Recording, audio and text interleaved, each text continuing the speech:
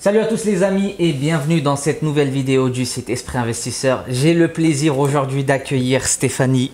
Bonjour Stéphanie. Salut Arkan. Merci d'avoir répondu présent d'une part à cet événement. On est au Cocktail IMO du mois de mai 2022 et c'est l'invité d'honneur aujourd'hui qui va nous parler de son expérience aux enchères qui vient de se terminer. Qui a été très courte parce que ça a été assez rapide et donc on va parler de tout ça. Avant tout, si vous souhaitez recevoir gratuitement un extrait sur les ventes aux enchères immobilières, vous avez un lien dans la description de cette vidéo et n'hésitez pas à vous abonner et à liker cette vidéo. Voilà, donc on retourne à la vidéo. Bonjour Stéphanie, comment vas-tu? Ça va super bien. Alors, est-ce que tu peux te présenter rapidement pour les personnes qui ne te connaissent pas? Alors, je m'appelle Stéphanie, j'ai 45 ans et j'ai commencé l'immobilier avec ma résidence principale il y a un peu plus de 10 ans. Je l'ai revendue l'année dernière parce que j'avais envie d'investir un petit peu plus dans l'immobilier. Il y a 3 ans, j'ai investi avec un Pinel et puis un LMNP, location meublée non professionnelle, les deux dans le neuf. Et j'ai bien compris qu'il y avait de l'argent à se faire dans l'immobilier. Et puis, il y a un peu plus d'1 an, je pense, j'ai découvert ta chaîne sur YouTube. Et je me suis abonnée à la newsletter, donc abonnez-vous parce que ça peut mener du coup à un achat. Je me suis inscrite, c'était au mois de novembre, tu avais fait également... D'ailleurs, oui, c'était au Cocktail IMO. Exactement. Ça a commencé au Cocktail IMO du mois de novembre 2021. Voilà, donc les après-midi de l'immobilier by Erkan. Et je m'étais inscrite et puis j'étais bien intéressée. Il m'a proposé d'intégrer un incubateur. Exactement. Et j'ai dit ok, sachant qu'en plus une partie est finançable par le CPF. Yes. Donc c'est comme ça que je me suis lancée dans les enchères parce que l'avantage des enchères, c'est que bon, c'est vrai qu'on ne choisit pas forcément le bien, mais l'intérêt c'est qu'on a vraiment un prix d'achat qui est en dessous du prix du marché. Donc ce qui était ton objectif? Ce qui était mon objectif. Ok, tu avais quel budget pour ça? Pour rappeler, pour contextualiser les choses? Ouais, j'avais un peu plus de 200 000 € à investir là-dedans. Ok. Le but, c'était un achat-revente? À la base, c'était un achat-revente, ouais. Ok. Et puis, mais tu fermais pas la porte à l'investissement locatif? Non, je ferme pas la porte parce que l'idée, c'est de pouvoir aussi percevoir des loyers et puis d'augmenter ses revenus. Et donc, voilà, j'étais pas forcément carré sur un achat-revente absolument. Alors, comment ça a commencé? Du coup, tu as intégré l'incubateur. C'était quoi, au mois de janvier, février? Ouais, janvier, je crois qu'on a commencé en janvier. Hein. Ok. Ouais. On a commencé au mois de janvier et alors là du coup je vais vous spoiler un peu parce que Stéphanie fait partie des 2 seuls jusqu'à présent à avoir remporté une enchère du premier coup. Du coup alors donc on va parler de cette enchère. Avant ça, comment ça a commencé? Donc tu as commencé l'incubateur, combien de visites tu as fait? J'ai fait 5 visites au total. Après, on a discuté avec Erkan en fait. C'est quel secteur pour 77. Ouais. Bon, c'est grand le 77, mais bon, voilà, c'est pas fermé. Ok. Donc 77, tu as commencé, tu as fait 5 visites. Ouais. Première enchère donc. Première enchère. Donc on a préparé ensemble, on a estimé. T'as la date en tête ou pas? En général, ça marque les gens. Non, j'ai pas la date. T'as pas la date? Ok. Et donc tu as jugé un bien? Oui. Alors, c'est quoi ce bien? Alors ce bien, c'est une maison sur 2 étages, une maison de ville dans un village. Et cette maison est louée déjà, et elle était déjà louée à l'époque. Du coup, je reprends les mêmes conditions du bail précédent. Et du coup, je perçois déjà un loyer de 550 € par mois. Ok. Cette maison, on l'a estimée combien? Elle est estimée combien la revente? 235 000 €. Ok. C'est ce qu'on a évalué. Ouais. Donc 235 000 € au bas mot pour cette maison qui est déjà louée. Oui.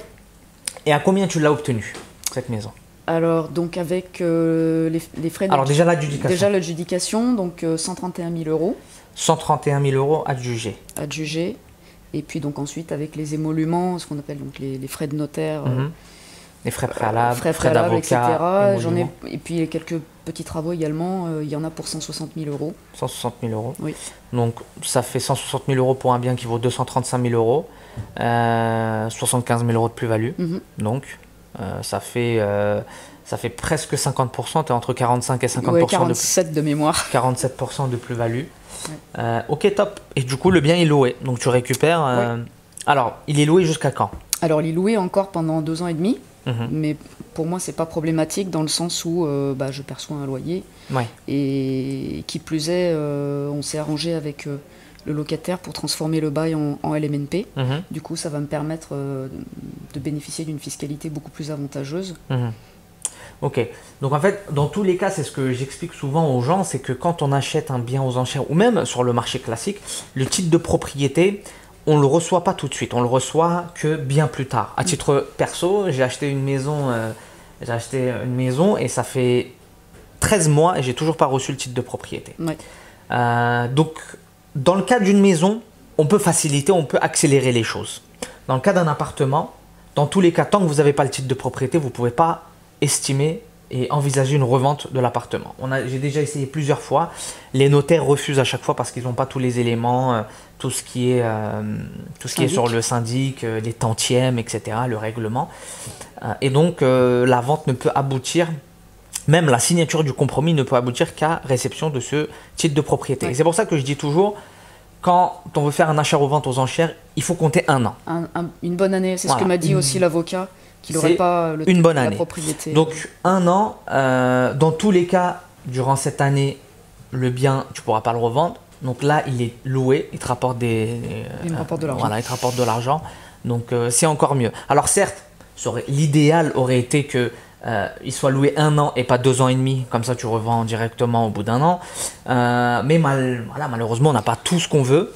Non, et puis dans ma démarche patrimoniale, c'est pas quelque chose de gênant, puisque j'envisage par la suite de réinvestir à nouveau. Donc peut-être que cette fois-là, ce sera un achat-revente. Ça fait partie, c'est ce que j'expliquais en plus dans une précédente vidéo, ça fait partie des éléments qui nous font acheter moins cher, le fait que le bien soit loué. Quand le bien est loué, automatiquement, les personnes qui veulent acheter pour habiter, pour leur résidence principale, ils sont entre guillemets exclus. Ils ne peuvent pas participer parce que le type il va payer un crédit, mais c'est pour habiter. S'il achète ça et qu'il y a un locataire, il ne peut pas habiter, qu'est-ce qu'il va faire? Il va payer un loyer ou il va devoir refaire un achat. Donc, ce qui fait qu'on élimine une partie de la concurrence. Et donc voilà, ça fait partie des types de biens. Et c'est la raison pour laquelle on l'a choisi ensemble parmi les autres biens. Ça fait partie des types de biens qu'on aime faire. Ok, du coup, donc tu as acheté le bien, le locataire, ça se passe bien. Ça se passe bien, il paye. Il paye là, donc, en fait, dès le lendemain, dès le paiement du bien, tu as commencé à percevoir tes loyers. Exactement, oui. Ok, très bien. C'est cool. Alors, qu'est-ce que tu en as retenu de cette expérience? Parce que du coup, en fait, tu vois, pour être honnête, le facteur chance, il existe dans tout dans la vie. Oui, bien sûr. Là, tu as eu le facteur chance. D'habitude, c'est ce que je dis, les membres de l'incubateur, le ratio, c'est une obtention pour 4 participations aux enchères. 4 participations aux enchères, c'est au moins 8 biens visités. Toi, tu l'as eu du premier coup, ce qui est exceptionnel, ce qui est très bien. Mais du coup, qu'est-ce que tu en retires tout en sachant que tu as eu ce petit facteur chance, même si tu as bossé, tu as fait des visites, tu as eu ce petit facteur chance. Et en prenant compte de ça, qu'est-ce que tu retiens de cette expérience? En fait, je pense qu'il faut être aussi préparé psychologiquement, parce que dans mon cas, ça se passe bien, mais je sais aussi que dans d'autres cas, il peut y avoir aussi potentiellement une expulsion. Donc les délais d'obtention le jour où on pourra disposer véritablement du bien qu'on achète, il peut être plus tardif. Alors, je parle de la préparation psychologique parce qu'en fait, il faut se dire qu'il ne faut pas se fermer d'opportunités. Ouais. Moi, ça peut être un bien qui est occupé, ça peut être un bien qui est occupé par un squatteur, ça peut être un bien qui peut être occupé par un propriétaire. Et en fait, à chaque visite, il faut se préparer à l'inattendu et puis être un peu agréable aussi avec la personne, parce qu'il ne faut pas oublier que les enchères, c'est des personnes qui vendent, qui ne sont pas à la base, qui n'avaient pas forcément envie de vendre. Et je pense que humainement, c'est une jolie aventure, parce qu'on apprend des choses, on apprend aussi sur soi. Il y a ta formation aussi qui nous aide beaucoup. Après, dans le cadre de l'incubateur, tu nous aides encore plus, tu nous donnes des conseils. Et puis, moi, ça m'a carrément donné envie de réinvestir, parce que je pense qu'il y a vraiment du potentiel. Du coup, c'est quoi l'étape suivante maintenant? Un autre. Un autre bien, je pense plutôt une maison. Après, peut-être que j'aimerais exploiter en colocation. Et puis, soit toucher des loyers, soit faire un achat-revente pour accélérer encore et enclencher la plus-value, pouvoir aller vers des projets ultérieurement, d'autres projets toujours dans l'immobilier. Ok, ok, top. Bah écoute, merci Stéphanie. Bah merci Eka. Du coup, j'ai oublié de demander, mais tu fais quoi dans la vie? Moi, je suis dans la vente. Ouais. Je suis cadre dans la vente, je n'ai pas spécialement envie de préciser. Mais tu as une passion qui est la moto? Ah oui, j'ai les road trips en moto. J'ai fait le Cap Nord il y a 2 ans, 10 000 km en 3 semaines. Et c'est juste, pour expliquer peut-être la démarche pour laquelle je veux avoir des rentes, c'est aussi pour subventionner ce genre de road trip, pouvoir le refaire à l'avenir. Cap Nord, ça va de où à où ça? Cap Nord, c'est au nord-nord de l'Europe, c'est le bout de l'Europe. Tu passes le Danemark, tu passes tout le long de la Norvège, et puis au top de la Norvège, c'est le Cap Nord. Okay. Et c'est une destination qui me faisait rêver depuis longtemps. Et voilà, c'est fait. Et du coup, maintenant, j'aimerais aller faire l'Amérique du Sud ou l'Australie.